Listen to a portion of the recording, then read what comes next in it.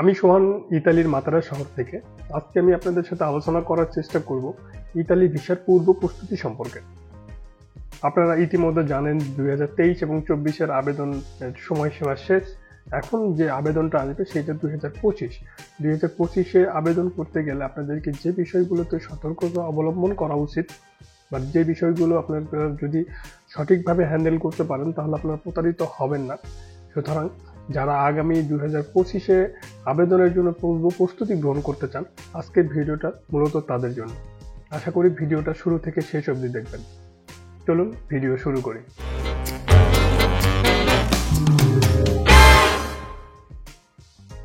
বাংলাদেশ থেকে একটা অলিখিত নিয়ম হয়ে গেছে, সেটা হচ্ছে যে ইতালি ভিসার জন্য আবেদন করতে গেলে ইতালি ভিসার আবেদনের জন্য আবেদন ফি বাবদ 50,000 টাকা পাসপোর্টের সাথে দিতে হবে।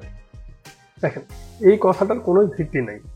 হ্যাঁ, আবেদন করতে টাকা খরচ হয়, এখানে লয়ারের খরচ হয় বা আনুষঙ্গিক বিভিন্ন খরচ আছে, সে খরচ মিলে একটা হয়। কিন্তু কেউ যদি আপনাকে বলে যে 50,000 টাকা ফি, তাহলে এইটা সম্পূর্ণ ভুয়া কথা।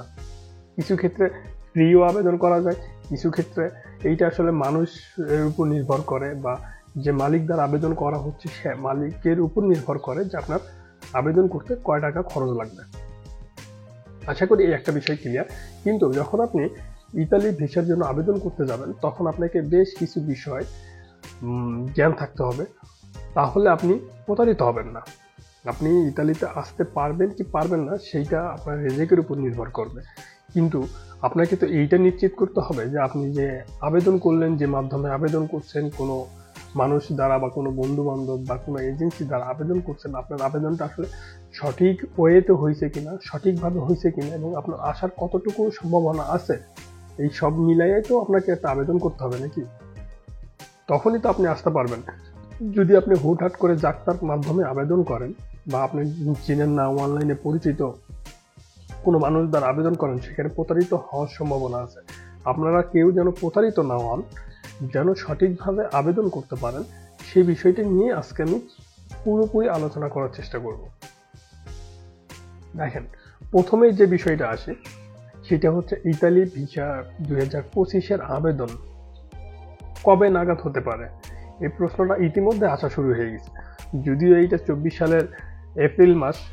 এই এপ্রিল মাসেও আমরা বিভিন্ন কল রিসিভ করছি যারা বলছে ভাই 25 সালের আবেদনটা কোন দিন থেকে শুরু হবে।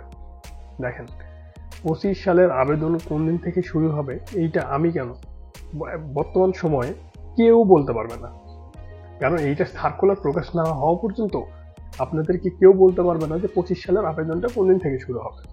তবে হ্যাঁ, আমরা যে বিষয়টা বলতে পারি সেটা হচ্ছে আমরা বিগত সালগুলোতে যে আবেদন বা সার্কুলারের যে সিস্টেমটা দেখে আসছি, যেহেতু ইতালিয়ান সরকার আপনার 25 সাল পর্যন্ত একটা সার্কুলার ঘোষণা করাই আছে, তো সুতরাং আমরা একটা আনুমানিক ধারণা দিতে পারি। শুধু সে ধারণা একটু আগেও হইতে পারে বা একটু পরে হইতে পারে।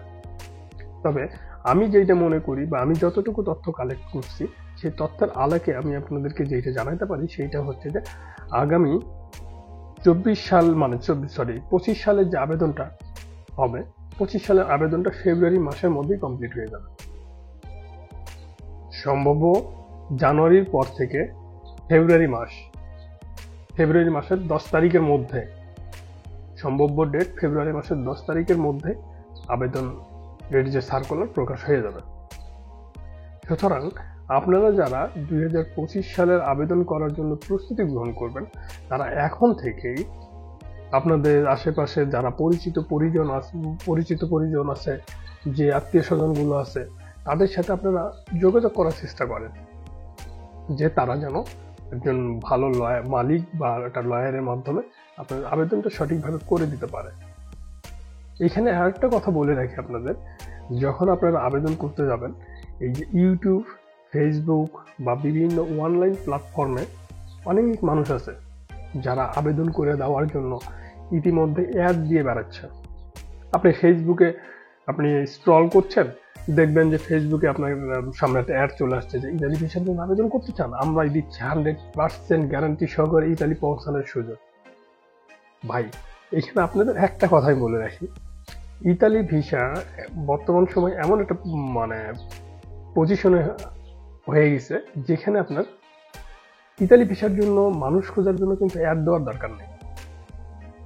একজন মানুষ যদি 10 জন মানুষ আনার ক্ষমতা রাখে বা 10 জন মানুষকে আবেদন করে দেওয়ার জন্য যদি মালিক থাকে তার আন্ডারে, সে কিন্তু তার আশেপাশে বন্ধু বান্ধব বা তার বাংলাদেশের নিজস্ব যে এলাকা, সে এলাকা থেকে একটু সন্ধান করলেই বা কাউকে বললেই কিন্তু হয়ে যাবে। বরঞ্চ ওই লোকের কাছে আরো 1000 লোক লাইন দিয়েই আছে। কিন্তু সে কি করছে, যদি ফেসবুকে যারা বিজ্ঞপ্তি দিচ্ছে, ইউটিউবে যারা বলছে ভাই আমি আবেদন করে দিব, আমি আবেদন করে দিব, এই সমস্ত প্ল্যাটফর্ম, এক কথায় অনলাইন প্ল্যাটফর্মে যারা বলছে যে আমাদের মাধ্যমে আবেদন করেন, আমরা আবেদন করে দিব, যারা এইটাকে প্রচার করছে, তারা আমি বলবো তাদের সবার মধ্যেই ডাউট আছে।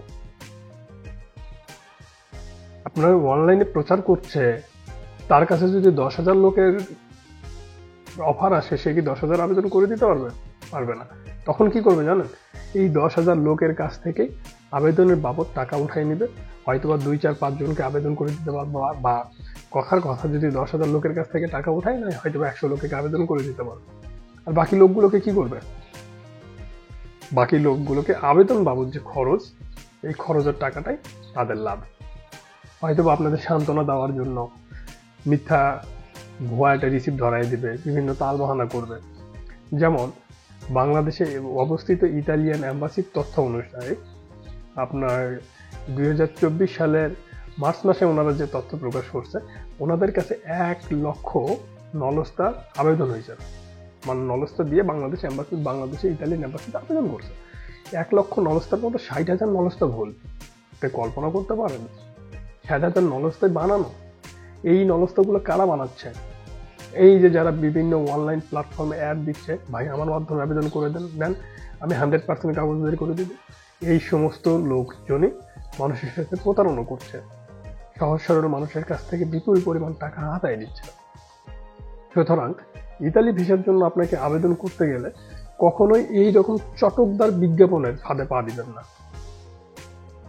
এটা যেই হোক না কেন।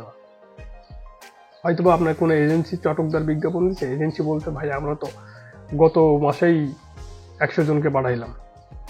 ভাই ওনারা যে তথ্যটা দিচ্ছে, 100 জনকে ওনারা পাঠাইছে, সে 100 জনের ডাটা নেন, বলেন যে 100 জন ইতালিতে আছে তাদের ফোন নাম্বার দেন, আমরা একটু কথা বলে দেখি, দেখেন তো কয়জনেরটা দিতে পারে।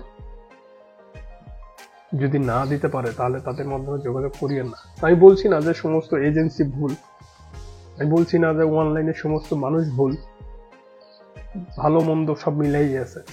তবে আমি মনে করি যে সহজ সরল মানুষ হিসাবে, আপনি সহজ সরল মানুষ হিসেবে বাংলাদেশ থেকে এই অনলাইন প্ল্যাটফর্মকে বিশ্বাস করা উচিত না। অনলাইন প্ল্যাটফর্মকে বিশ্বাস করবেন তো ঝামেলাই করবেন। সুতরাং নিজের বন্ধু বান্ধব পরিচিত যদি কেউ না থাকে, তাহলে যে এজেন্সিগুলোতে যাবেন সেই এজেন্সিগুলো সম্পর্কে ভালোভাবে ডাটা সংগ্রহ করেন, তাহলে প্রতারিত হবেন না। আর রিসিভের ক্ষেত্রে যখন যে মানুষগুলোর সাথে আবেদন করবেন, তাদেরকে বলবেন অবশ্যই আমাকে আবেদন আমি আপনার মাধ্যমে করছি, কিন্তু আমাকে অরিজিনাল পিডিএফ ফাইল দিতে হবে, এবং আমি যে নলস্তাটা সঠিক না অরিজিনাল সেটা যাচাই আমি করব, করে সেটা আমি কিন্তু বুঝে নিব। এই সমস্ত বিষয়গুলো তাদের সাথে আগেই কথা বলে নেন। কিন্তু বাংলাদেশ থেকে মূলত সমস্যাটা হয় কি জানেন, যখন একজন মানুষ কোনো প্রতিষ্ঠানে বা কোনো মাধ্যমের সাথে আবেদন করে, তখন এই কথাগুলো ডিরেক্টলি বলতে পারে না, নিজের ভিতরে ইতস্তবোধ কাজ করে, ইস আমি কি বলবো, এইভাবে বলবো যদি উনি আমার আবেদন না করে দেয়। আরে ভাই, একটা ভুয়া রিসিভ আপনার কাছে দেওয়ার চাইতে না করে দেওয়াটাই বেটার। আপনাকে একটা আবেদনের নামে ভুয়া রিসিভ দেওয়ার চাইতে আপনার আবেদন না করে দেওয়াটাই ভালো না। সুতরাং নিজের যখন কোনো মানুষের সাথে কন্ট্যাক্ট করবেন, তখন সমস্ত বিষয়গুলো ভালোভাবে যাচাই করে নেন, তাহলে প্রতারিত হবেন না। আশা করি আমার কথাগুলো বুঝতে পারছেন।